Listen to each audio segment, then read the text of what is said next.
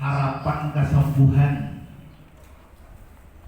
Jangan melangi orang sakit bertambah sakit sih. Menjapai kepala berkulit. Bertambah sakit. Wah itu kalau boleh itu menambahkan beban orang terlalu menjapai.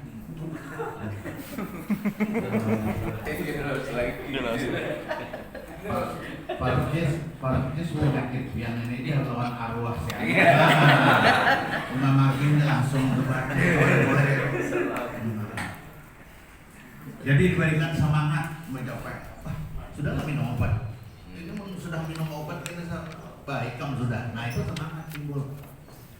Itu termasuk itu tata adat kita ketika kita menjamu orang sakit. Yang ketiga, yang keempat, memberikan nasihat agar keluarga bersabar. Artinya penyakit ini yang diuji oleh Allah dengan penyakit itu adalah sebagai kafarat penebus dosa. Apabila pian sabar diuji oleh Allah dengan sakit, maka dosa-dosa pian akan diampuni. Kan itu Allah. Ketika Allah hendak menguji seorang hambanya dengan sakit, lalu dikirim malaikat nang menguji. Utus dulu malaikat pertama. Kata Allah, wahai malaikat, aku hendak menguji hambaku itu dengan sakit, maka datangi hambaku itu. Ambil dulu rasa nyamannya di ujung lidah. Maka orang yang sakit itu biasanya yang seraba kada nyaman terus ditawari ini kada mau, karena rasa nyaman itu diambil oleh malaikat. Nang kedua datang lagi malaikat, napa nang diambil malaikat? Nih cahaya wajah ini nang puncaknya.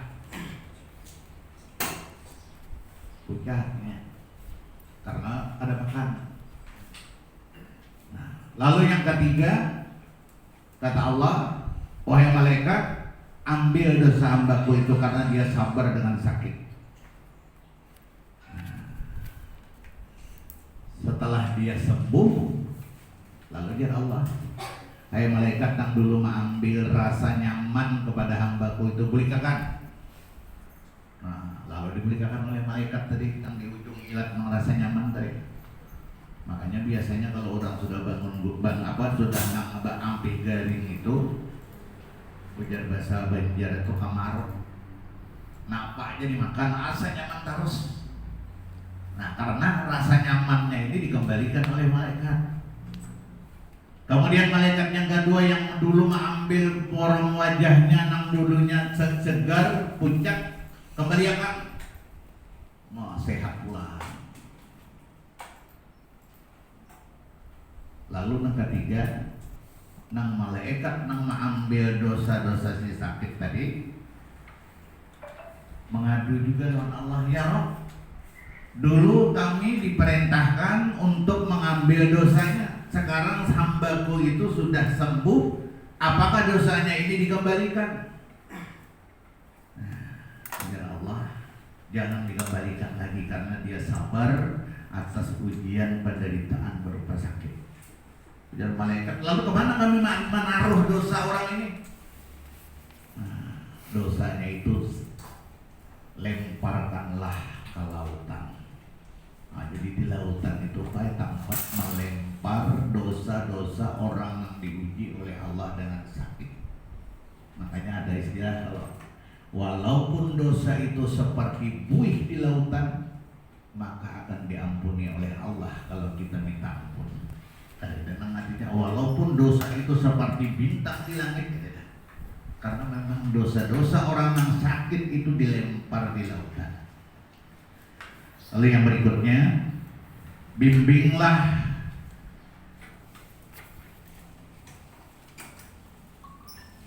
ketika orang yang sedang sakit itu dengan talqin, dengan ucapan la ilaha illallah. Itu dianjurkan kayak kita. Lakinu bimautakum la ilaha illallah.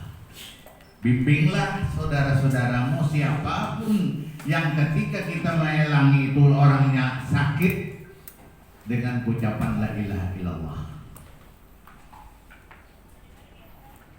Tapi nang sakitnya ini nang sakit bujur-bujur, sakit sakaratul maut caranya. Lamun nang sakit gigi aja nggak usah dibimbing. Awalnya sakit gigi aja mah mau bimbing lakino apa nabi lakino bimatikum la ilaha illallah. Ada usah ini nang nyata-nyata. Jaga. Nah, membimbingnya ini pun lihat, bilainya kau dibimbing la ilaha illallah sekali sudah kau mengucap bibirnya mengikuti, jangan lagi dibimbing. Itu sudah, karena itu nak terakhir ucapan. Kecuali dia berbicara nang lain ada bimbing pula. Itu aja Nabi man kana ayru kalamu la ilaha illallah dahalal jannah. Dia pernah hendak meninggal, kalau mengucap la ilaha illallah pasti sudah surga. Kalau dia sudah mengucap la ilaha, biasanya bibirnya kalau mengikuti, aduh salah lagi dibimbing. Makanya ini membimbing la ilaha illallah ini jangan berpaksaan. Kalau kada awal la ilaha illallah Allah barang. Nah, itu tugas kita ketika kita menjenguk orang yang sedang sakit. Kemudian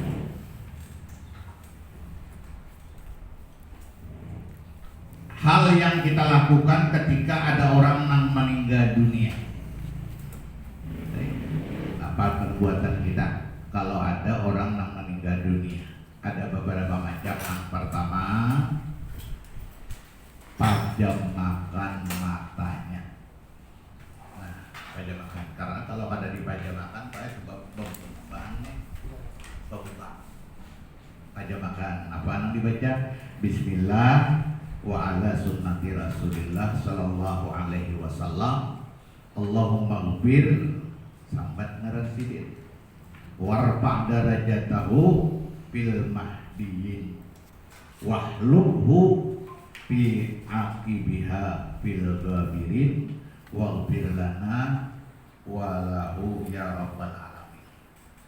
Panjang benar ya. Cukup bismillah ala sunnati Rasulillah. Baca mah. Jadi baca apa di nih mata sidin dibaca mah. Tugas kita ketika kita melangi orang yang sudah meninggal. Karena baik kalau kita ada tahu dengan ini ya tadi saanu-anunya ini. Makanya bila ada orang meninggal cepat kita dan kita ada punya dekat pengetahuan cepat diatur. Yang pertama apa? Matanya pada makan. Kemudian diikat dagunya ini nah lawan tali. Supaya muntungnya jangan terbuka. Karena kalau sudah lawas kalau lagi menutup, ini waktu nang anyar itu nang kawal tutup. Hadapakan jenazah menghadap kiblat nang meninggal tadi. Pancak aja terlalu itu Pak ini. Baca datang ada manu kiblat. Nah, makanya memang kita tahu cepat harus akan kiblat. Hadapakan batis ke arah kiblat lalu kepala. Nah kayak layaknya orang salat sambil berbaring.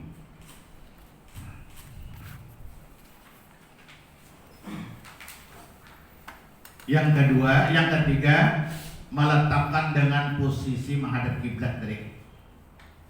Letakkanlah di tempat yang terhormat. Artinya jangan nang dilakukan kelaluan orang. Diletakkan yang terhormat. Dan sunat hukumnya jangan diberi tilam. Nah, kayak itu Pak. Yang bagus, jangan diberi tilaman lagi maksudnya apa? Cuma yang penting tempatnya terhormat. Berdoa untuk keampunannya, kemudian menunggu untuk menyelenggarakannya sambil membaca Al-Quran. Membaca Yasin biasanya menunggu sampai bila mengerjakan itu disurahkan Anda ke Yasin. Jadi menyelenggarakan jenazah.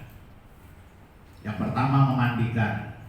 Nah ini kira nambahan kita langsung praktek di memandikan ini.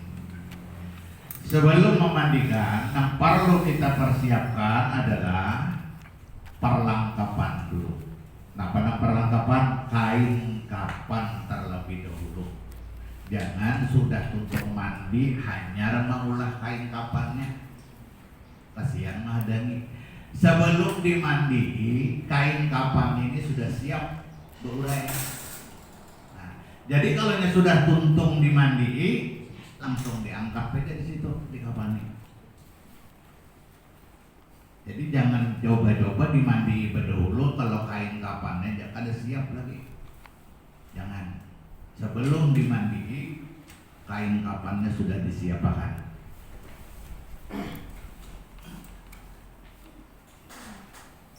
Menyiapkan 3 macam air.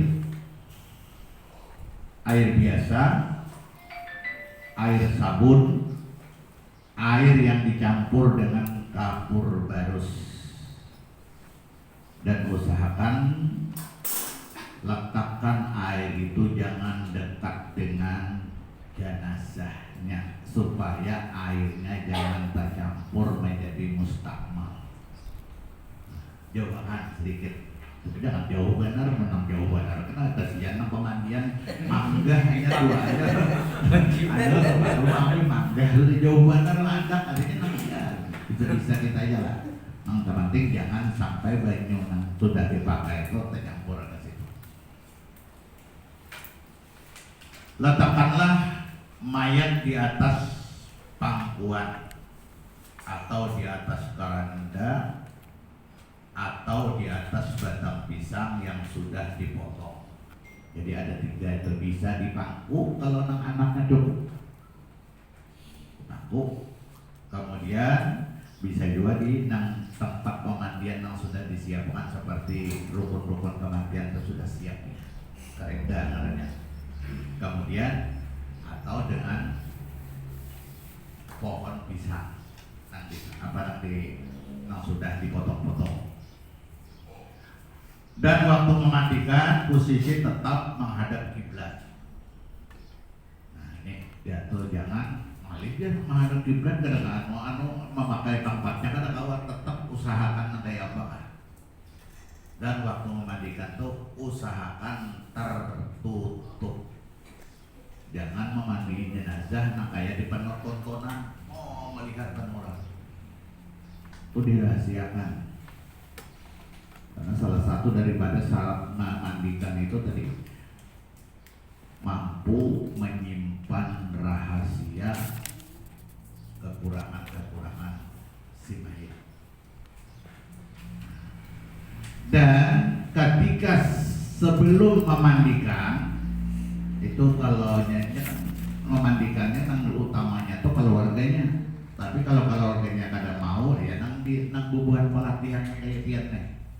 Nah, kalau pian-pian ini nang dipakai kena sebelum melaksanakan itu pian minta apa nang serah terima ke ijab kabul kah? Akad bakat. Siapa keluarganya? Nah, minta akad tolong mandiakan keluarga ulun serahkan lawan dia. Jangan belum baca sarah mana mayatnya.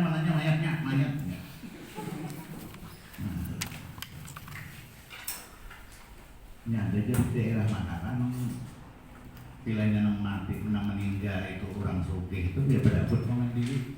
Ada di daerah mana kan ini yang dipakai-pakainya itu dia sang pemandian. Misalnya pakai emas, ini nesan pemandian gimana? Makanya pilihannya nang berpakaian benar nang meninggal ini berdapur nang mandi. Ada tuh di daerah kayak itulah. Tanya. Nama-nama kita ini biasanya yang dia itu yang pakaian bekas terbang ada yang bungkus pakai pasang di balik. Nah, jadi ada ijab kabulnya, serah terimanya. Lalu kemudian ulun terima.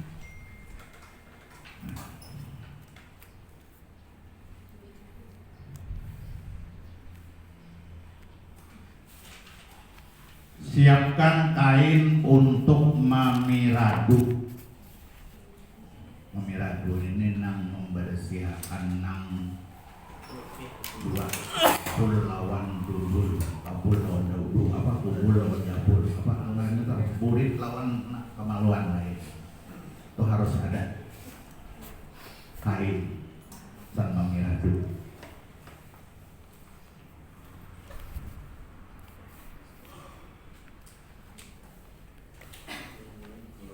Setelah dimandikan lalu diistinjakan.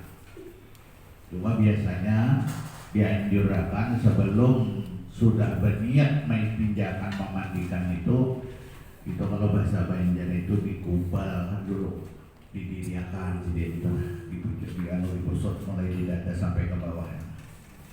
Ini supaya kotoran-kotoran itu cepat keluar.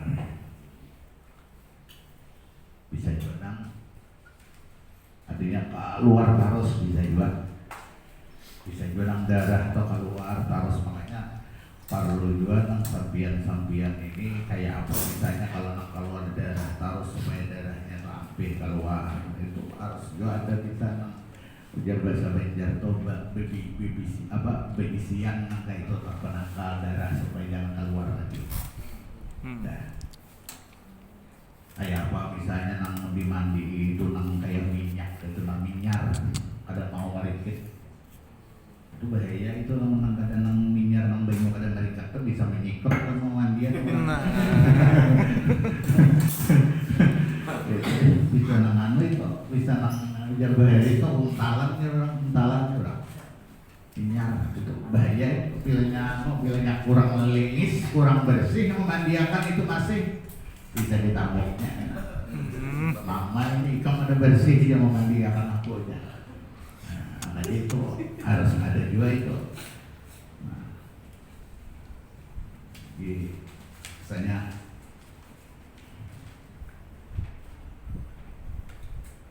ini kalau ada catatan di dalam.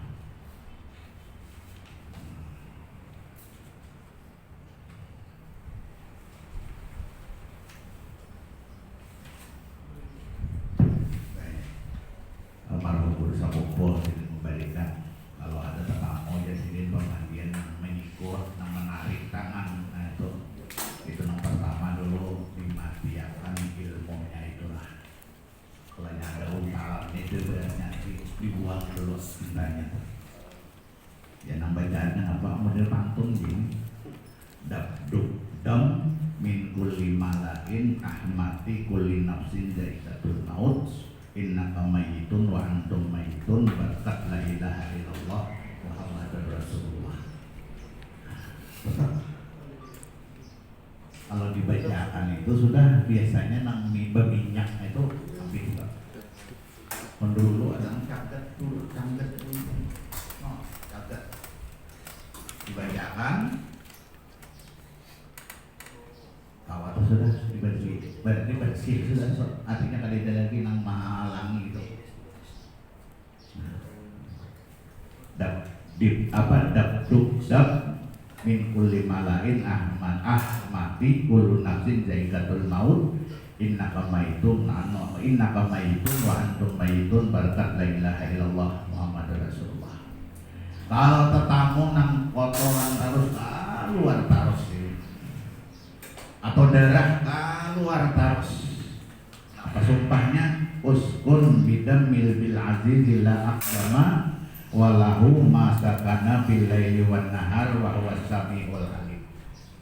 Itu dibacakan. Insyaallah darahnya itu atau kotorannya itu hampir keluar lagi. Ini bisa tetamu banyak itu.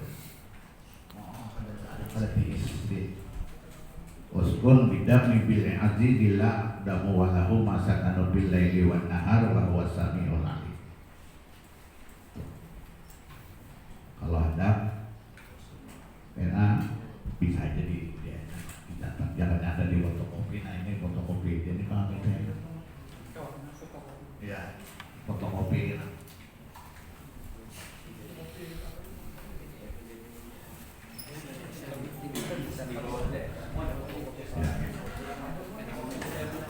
Ya kenapa ini ya? Ya sih, ya sih. Nah, kita mau baca. Karena saat praktek Ya. ada fotokopi apa? Iya, iya, siap.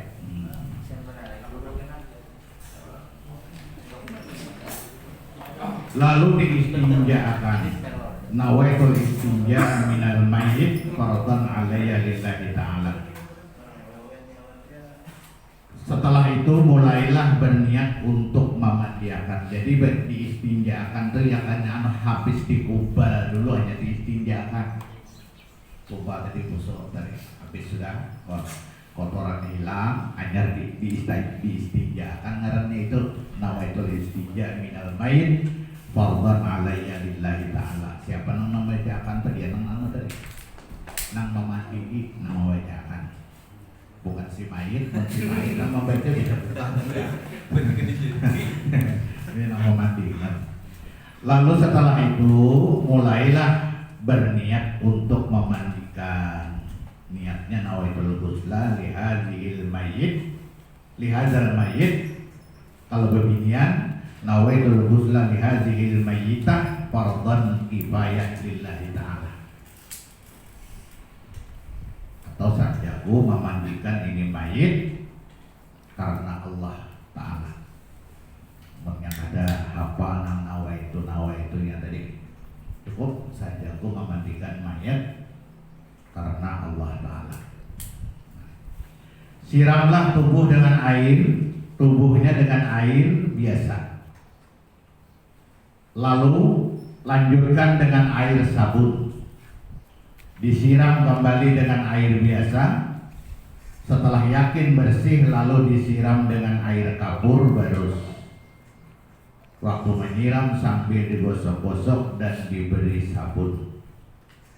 Adapun bacaan orang yang menggosok kepala, mengapala, jadi bahasa Banjar, memandi itu paling kada bertiga menyano kepala, lalu bahu kanan, lalu bahu kiri.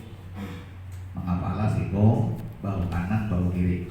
Itu biasanya nah, sampai dari disambung oleh dari kanan.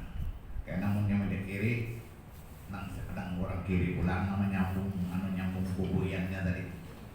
Ini kalau kubuyannya ini jangan sampai putus kesambung, ternyata sambung pulang ke sini.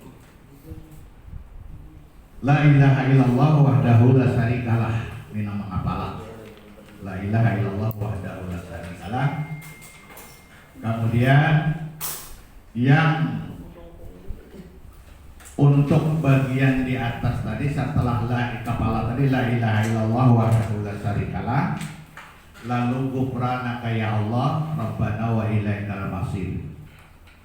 Yang bagian kanan, bahu kanan ke bawah, ghufranaka ya Rahman Rabbana wa ilaikal masir. Dan bagian kiri, ghufranaka ya Rahim Rabbana wa ilaikal masir.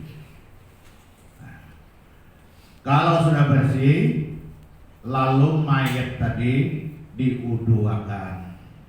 Nawaitul wudu'a lihazal mayit. Laki-laki kalau bini-bini nawaitul wudu'a lihazil mayitah lillahi ta'ala. Saya aku melaksanakan wudu untuk si mayat laki-laki atau si mayat perempuan karena Allah. Lalu baca doa sesudah wudu dibacakan. Nah, mangkapani pulang cepat-cepat ya.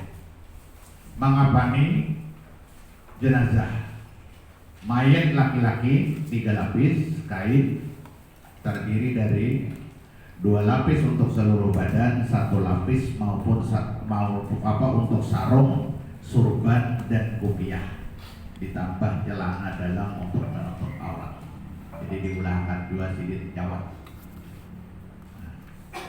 Sedangkan perempuan 5 lapis termasuk baju kurung, kerudung, sarung, dan celana dalam penutup aurat. Setiap lapisan dibubuhi cendana atau minyak wangi, sertakan 4 atau 5 tali sebagai pengikat. Juga disiapkan kapas 7 atau 9 buah atau lebih sesuai dengan yang dibutuhkan. Kapas ini apa? Supaya sang Yang pertama, kapas ini menutupi anggota 7 sujud. Sudah sampai ketiga anggota 7 waktu sujud.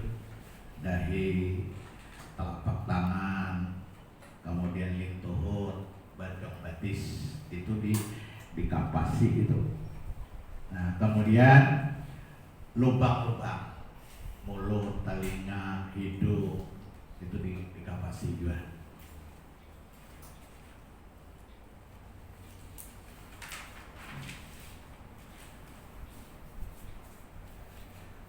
Cara merobek kain kapan.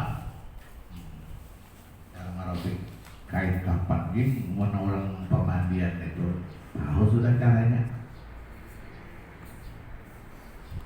Terlebih dahulu diukur panjang badan si mayat, kemudian ditambah panjang kainnya, lalu ditambahi 1 atau 2 jangkal untuk panjangnya badan si mayat.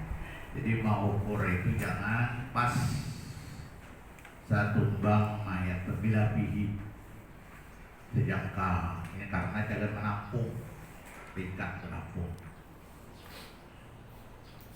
Waktu menapa merobek kain yang dibaca Allahumma ja'al libasa anil karim wa adhilhu ya Allah ta'ala birahmatikal jannah ya arhamar rahimin. Lalu berikutnya setelah dikafani kita disalahkan naulun di pada buku nang Wildan ini cara kita kadang-kadang menata jenazah.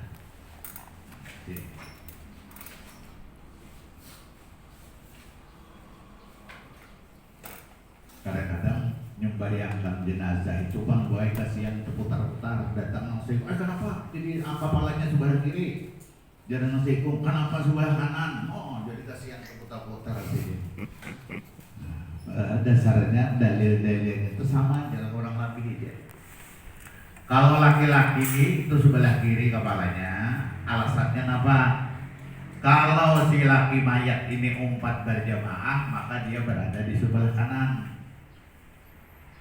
Kalau bini-bini sebelah kanan kepalanya. Apa alasannya? Kalau didiriakan, inya menjadi umpat sembahyang berjamaah, inya sebelah kiri binian. Oh jadi dasarnya. Cuma kadang-kadang kan dari pendapat itu, wah ini ada yang meratakan sebelah kanan terus sebelah kanan, bini-bini ke laki-laki ke sebelah kanan. Kayak kita putar-putar ke jalur nang penting imamnya aja, bila jadi imamnya atau nang kayak apa sudah sidit sembayangkan tetap. Ada usah kita nang diputar-putar, kasihan mayat tadi putar-putar mau nih.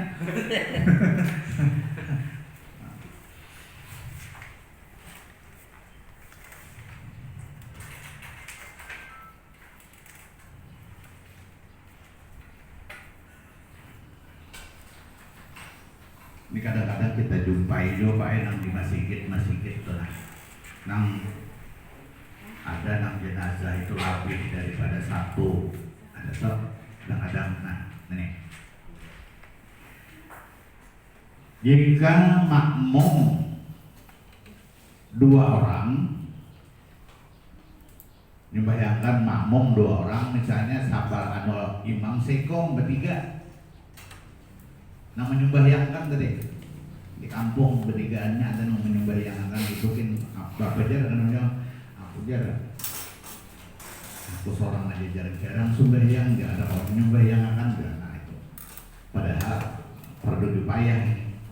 Nah, kalau jika makmum 2 orang maka imam berada di dada nih imam, kemudian makmumnya itu sebelah kanan. Lalu makmum nang kedua mengikuti nang makmum nang ini. Karena dianjurkan tuh jadi 3 sop sembahyang. Jadi kalau bertiga tuh pas seikum sabarnya. Jadi usahakan 3 sop. Membayang tuh 3 sop. Jadi kayak itu imam di sini misalnya. Nah, di sini makmum nang sekong di sini nih. Nah, makmum nang sekongnya di sini. Nah, artinya 3 sabjuan tadi walaupun beda 3an juga. Nah, jika 4 orang makmumnya 5 lawan imam, maka barisan safnya itu 2-2. Tangahan sini, sini. Tetap 3 baris 3 saf juga. Nah,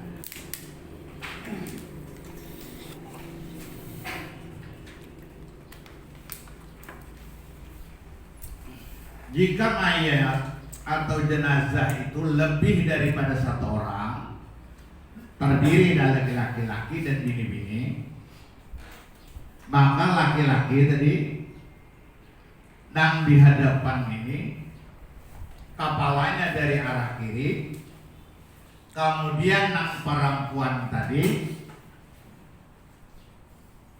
pinggangnya itu harus sejajar dengan dengan dada nang lelakian. Nah, misalnya kayak inilah lelakian. Jadi nang bebiniannya ini, jenazahnya bebinian tadi kepalanya di sini, tapi bukan di sini kepalanya, sejajar lawan nang mana pinggang laki-laki jadi sehingga imam ini kalau dia sembahyangnya itu persis di dada lelakian, di pinggang perempuan.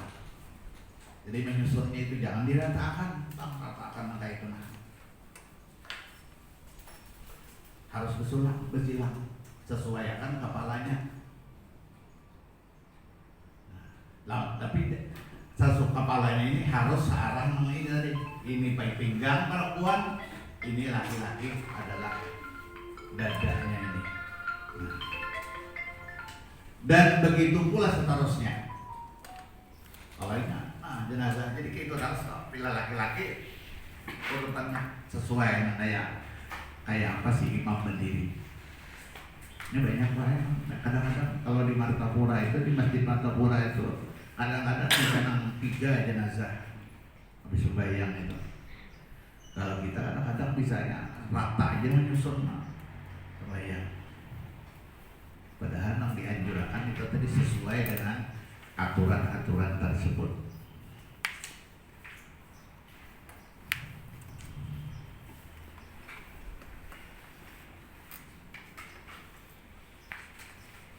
Kalau salat jenazah ini ulun kira bisa aja, kebetulan bisa aja salat jenazahnya. Yang penting salat jenazah ini baik kada usah berukuk dan kada usah bersujud. Kada usah berukuk dan kada usah bersujud. Ya, aja bersujud ya, soalnya guru orang kalau legalnya ini mulai halus aku mengeduh gitu.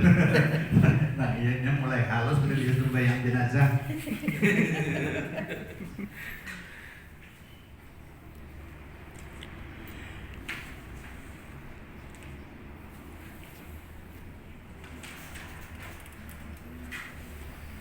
Kalau sudah disalatakan lalu dimakamkan. Nah, di sini ada juga tata-tata cara kita kalau menghadapi mayat yang berbeda-beda. Nah, di sini ada di pada.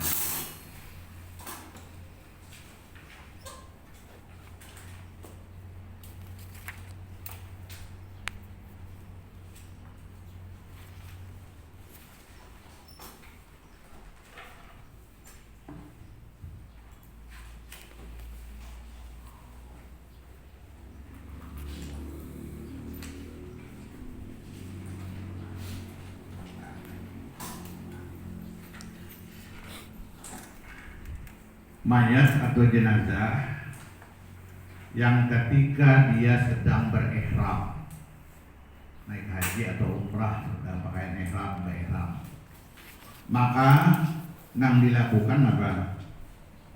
Mandi, itu wajib hukumnya, dimandi. Kemudian kapan dibungkus wajib juga. Salat wajib juga, dan dimakamkan wajib juga hukumnya. Itu nang bayram. Kalau bang bisa bayram dia biar aja lawan kain ihramnya jadi ya ada kawah tetap nang ihramnya itu tetap dikafani juga, tetap artinya kewajiban tetap sama dengan biasa. Kemudian syahid dunia dan akhirat, orang yang berjuang, yang kayak di zaman Rasulullah, yang kayak perang Uhud. Nah, ini. Kalau orang yang syahid dunia dan akhirat, maka haram hukumnya dimandii. Nah, hukumnya haram dimandii. Makanya dimakan lawan lumuran darah. Kemudian haram pula dikafani. Haram hukumnya disalatakan. Wajib dikuburkan. Jadi nang wajib itu dikuburkan aja. Kalau disembayangkan gak usah dibungkus dikafani, gak usah dimandi, gak usah. Itu orang nang syahid dunia akhirat, orang nang berjuang di jalan Allah seperti kejadian di perang Uhud itu. Ditanam langsung lewat baju-bajunya. Ini nang wajib hanya ditanamnya aja. Nang lain kada boleh, ada disembahyangkan, kada dianuakan.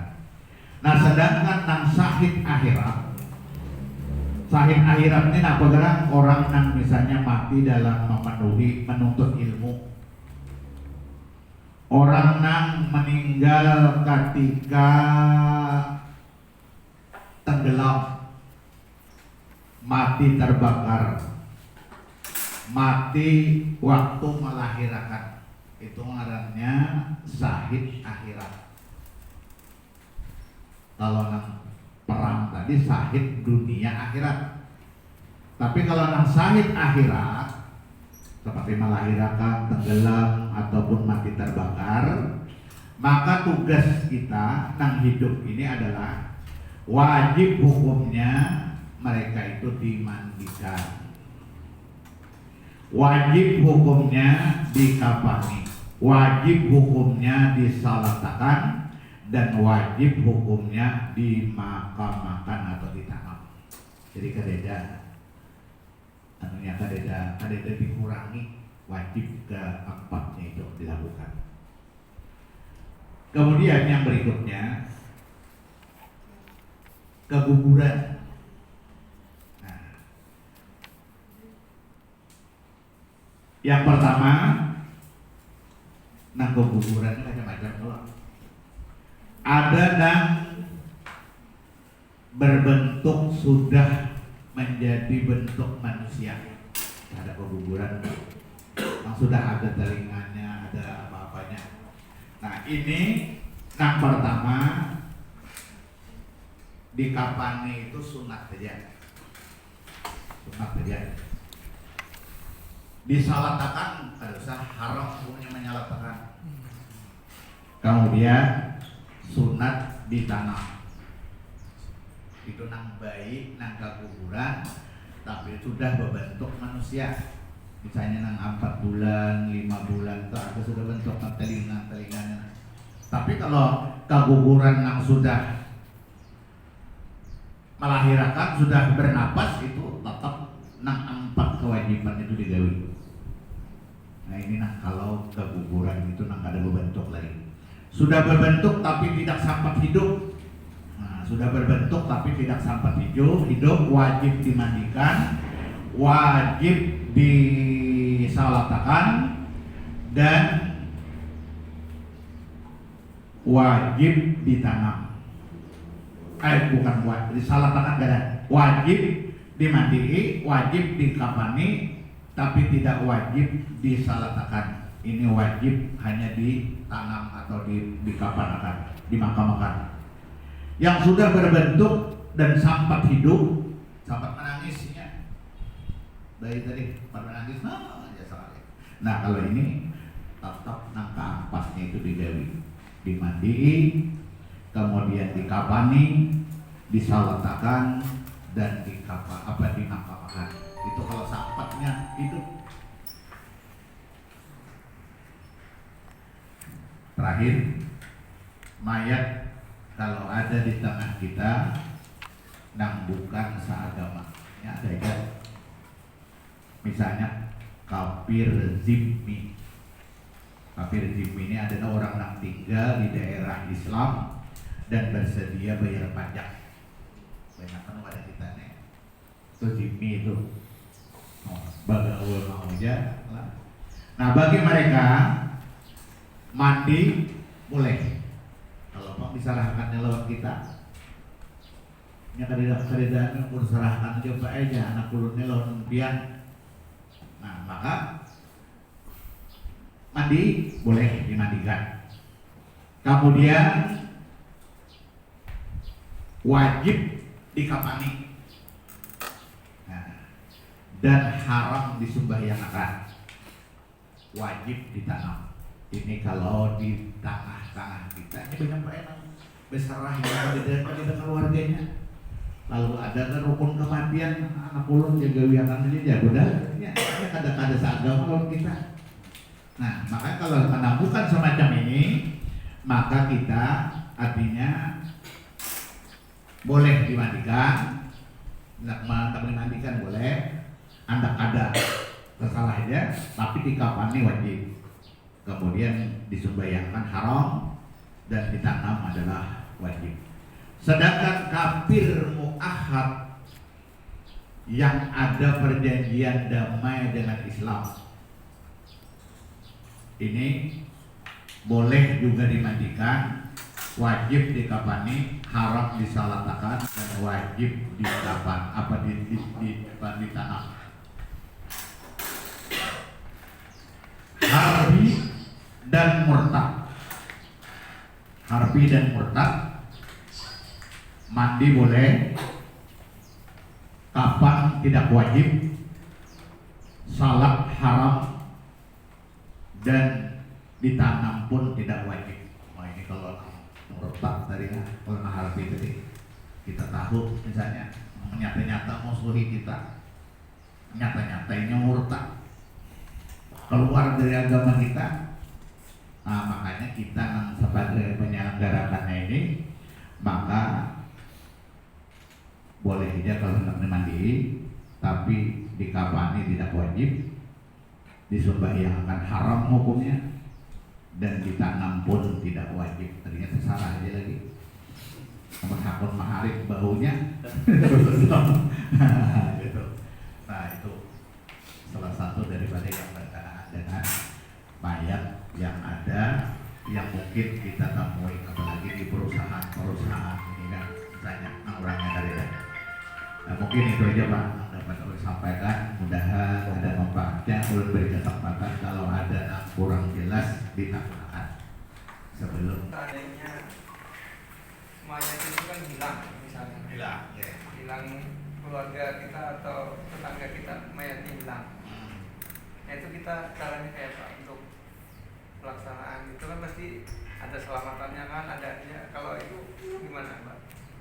Kalau mayat yang kalau kita tahu kalau warganya itu misalnya apa kadeta ini dari muslim, maka kita yang pertama salat gaib lawan jenazah itu kita bisa melakukan fardu kifayah dengan salat gaib namanya. Kemudian kalau misalnya tadi kebudayaan atau tradisi kita marwah itu bisa, karena dimanapun artinya orang yang meninggal itu berada, ini pada hakikatnya kembali kepada Allah, rohnya kepada Allah, jasadnya kepada tanah, dimanapun dia berada. Jadi boleh aja kita melakukan satu macam kegiatan acara yang berkenaan dengan meninggalnya orang yang kader kita temui tadi. Mungkin itu ya. Ya, terima kasih pertanyaannya. Ada lagi Pak? Ini pintu cerita, saya kasih aja ya Pak. Ya, oke, selamat. Ada mic-nya nggak kalau yang jauh-jauh? Kalau ada mic-nya Pak Disi. Dan dipaparkan dari pertama sampai akhir. Pertama, pertanyaan batasan fardu kifayah apakah itu mencakup desa, kecamatan atau kabupaten. Oke, yang dikategorikan berdosa apabila tidak memandikan mayat itu. Itu yang pertama. Yang kedua, cara mentayamumi mayat. Misal mayatnya terbakar. Nah, kebetulan mayat ini adalah seorang perempuan dan tidak ada yang bisa satu kampung perempuan kecuali laki-laki. Nah, itu seperti apa? Kemudian yang ketiga, apa hukumnya memasukkan sesuatu ke dalam kain kafan ke mayit? Ulun pernah ngapani mayit itu, ternyata ada orang kampung tuh memasukkan kayak rajahan ke dalam sini. Nah, itu seperti apa? Itu dulu, Pak. Terima kasih atas pertanyaannya. Yang pertama, batasan daripada fardu kifayahnya itu terutama kalau kita di masyarakat itu dari desa dulu. Jadi kalau misalnya sadesaan kadang nama gawi itu nang berdosa. Sekampungan ada nang bisa. Makanya di kampung tuh harus ada nang bisa. Kalau sudah misalnya di desa itu luas banyaknya, lalu ada nama istilahnya RT, maka nang di RT itu adalah batasannya. Biasanya kan di kampung itu ada rukun kematian. Nah itu. Kemudian yang kedua, tayamum tadi. Nang menayamum ini bisanya nang jenazahnya lelakian, ababinian, nang bisa hanya lelakian. Nah itu kita kembali kepada darurat daripada kadedanang kawannya, kawa berlaku itu lelakian. Nah, coba dengan batas-batas, artinya tetap juga kita nang masalahnya aurat itu nang kayak apa caranya supaya jangan ditampakkan. Jadi itu doror boleh daripada kadedah sekali nang bisa. Nah, lalu yang ketiga itu apa? Memasukkan sesuatu. Oh ya, itu kalau nang dimasukkan itu tidak berbentuk najis misalnya, tuh biasanya tuh orang nang pasuratan aja itu biasanya di Uluwati sini nang diantarkan itu boleh aja asal jangan nang berakibat apa namanya tadi nang najis lah. Tuh biasanya tuh gawian ada mungkin aja si mayat tuh pernah bawa siap. Kalau aku meninggal kena nih katakan di sini. Nah, ini biasanya berupa tulisan aja, Pak, tulisan dianggap di sini. Nah. Tuh boleh aja asal jangan. Tapi kalau nang najis yang berbentuk nang tetap pakai apapun nggak ada boleh. Ya mungkin itu ya. Belum nyambung yang tayamum tadi, apakah wajib berniat atau tidak? Wajib coba niat. Kalau niatnya seperti apa? Nawai itu tayamum li siapa saja aku menayamumi siapa jenazahnya tadi. Kalau nyoba binian, pas saya binian. Tetap dinyatakan. Nah, ini ulang. Bolehkah si mahram si mayit memandikan seperti suami memandikan istri atau sebaliknya? Kemudian atau anak laki-laki ke ibunya? Itu kemudian lagi apakah benar orang yang mati dalam keadaan beuntalan itu mati jadi hantu? Kemudian gigi palsu atau hidung palsu apakah wajib dilepas? Ya. Hidung palsu lah. Ya. Nah, yang pertama Coba yang penting kebanyakan. Yang pertama apa tadi? Satu. Itu boleh, Pak, boleh. Tapi tetap dalam keadaan batas-batas dijaga. Makanya dianjurkan nang basarung tadi kan. Basarung tadi supaya jangan Nah, boleh kalau mahram itu boleh. Kemudian apa kedua dia? Hantu. Oh, Untalan. namanya tadi Untalan. rajin itu berarti. Itu kalau nang saya pernah juga menemukan itu. Kebetulan orang tua saya dulu di Martapura itu termasuk bila ada kelainan itu sidin di kiau.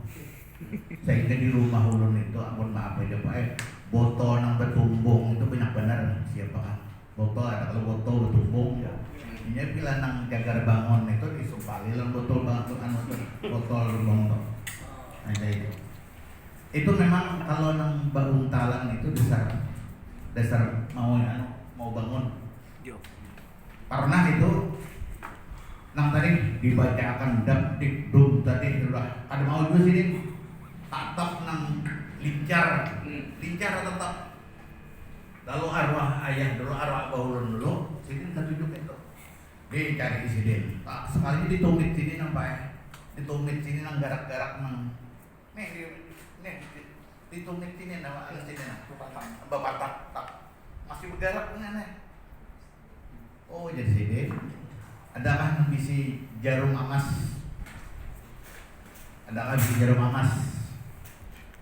ini kali-kali jarum amas ada itu nang suang nih ini suang nanti dibaca ditudumi dicucuk di sini lalu dipitik dasar darahnya ini keadaan lagi masih keluar darahnya dipitik tadi sampai kapas umpahnya habis keluar darahnya nang garak-garak tadi sudah dikupui nang kayak orang juga kada licin lagi kada melincar lagi insyaallah ya menjar arwah abah tuh ada menyupanin tapi seandainya kada dapat itu dicari di sana mencari itu ya rumah dasar memang artinya bukan cerita aja kalau dulu nang kalau nang ilmu nang baru unta tadi tapi kalau ini kan ada lagi bayar apa gunanya nama itu ini nang dicari itu misalnya kalau ditimpa taguh itu masih ada harap lagi nang kita cari itu aku mau dapat ikam ya aku hantam ya sekali bisa dapat nah itu nang dicari ya ya dua lagi Pak apa disunatkan mayat itu diandak jangan ditilam. Nah itu alasannya apa?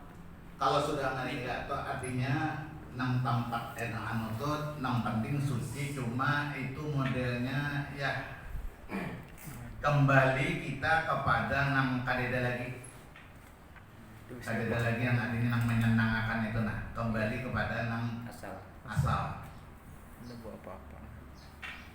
Memang dianjurkan itu jangan di tempat nang empuk lagi usahakan jangan bertilam itu tapi tempatnya nang bisa jatah tinggi kan memang ada kemudian panggilan doa kasar belum tuh menemukan lah kalau di kampung itu bacaan doa kasar ya, sedangkan kita kan belajar di pesantren itu disuruh yasin lawan surah ro'at kalau di kampung tuh kadang-kadang mau itu tapi doa kasah tadi.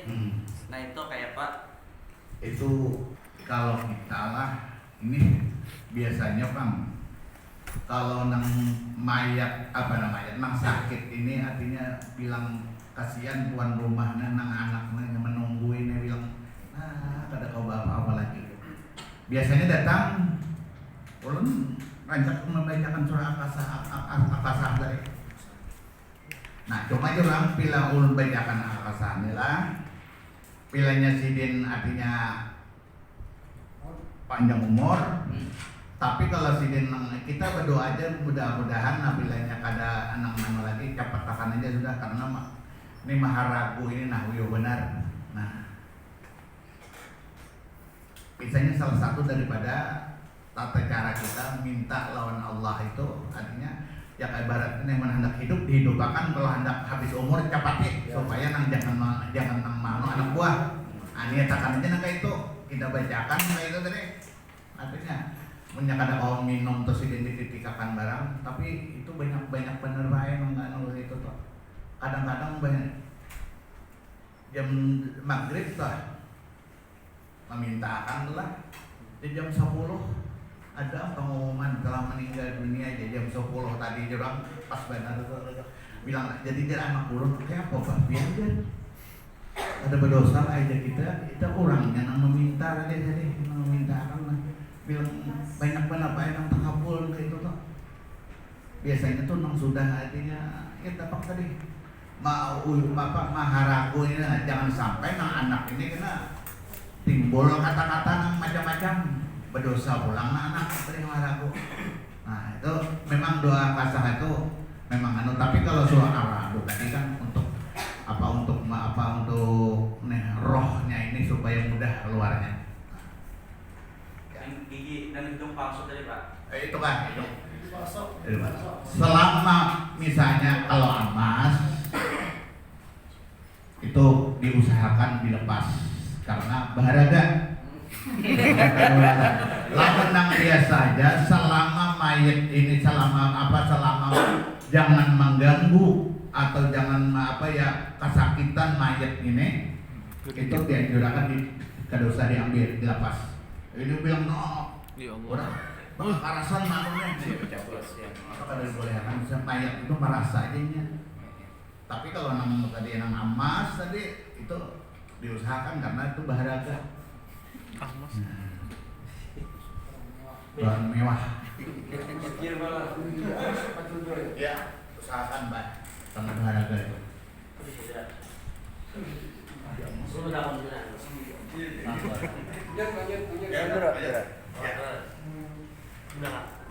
Assalamualaikum warahmatullahi wabarakatuh. Perlu bertakun sedikit Bapak izin tentang apa tadi namanya roh ya biar kan ketika orang itu sudah meninggal rohnya itu keluar kembali kan bahasanya tadi itu kembalinya itu kepada kemana tadi Ben ke Allah Subhanahu Wa Taala kan ya jadi belum jadi Pak pertanyaan Pak